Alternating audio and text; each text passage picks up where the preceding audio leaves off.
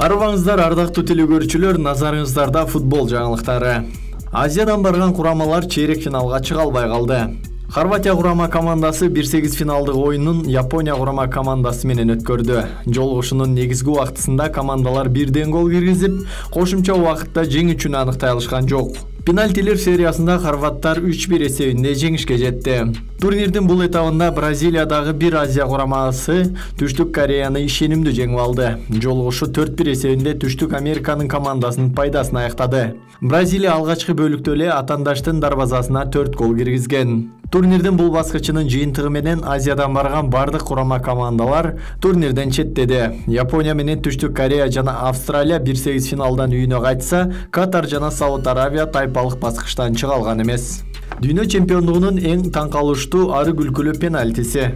Бразилиялык футболчу Неймар оюн таласына кайтып келгенин гол менен майрамдады.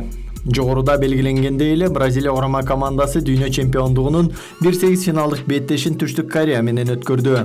Бул оюндун 13-мүнөтүндө күлкүлүү эпизод болду.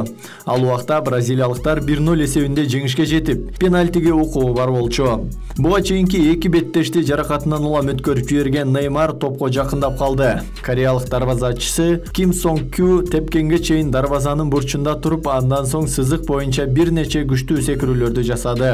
Неймар соккуга канча убакыт даярдангандыгын эске алганда мунун баары абдан күлкүлүү көрүндү. Социалдык тармактагы күйөрмандар бул эпизоддо дарбазачынын аракетин сынга алып, эмне үчүн бул дарбазачы дегеле командада? Дарбазачы Неймардын соккусуна чейин самба бийлеген окшойт. Неймардын соккусун кореялык дарбазачы тоскусу келбеди окшойт. Эмне үчүн ал дарбазанын бурчунда турду деген өңдүү ойлорду айтышууда.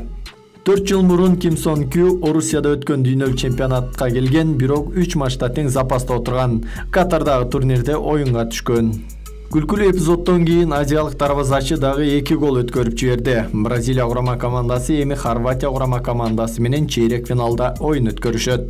Бүгүнкү күнгө алынган жаңылыктарыбыз мына ушулар болду. Көрүшкөнчө аман болуңуздар.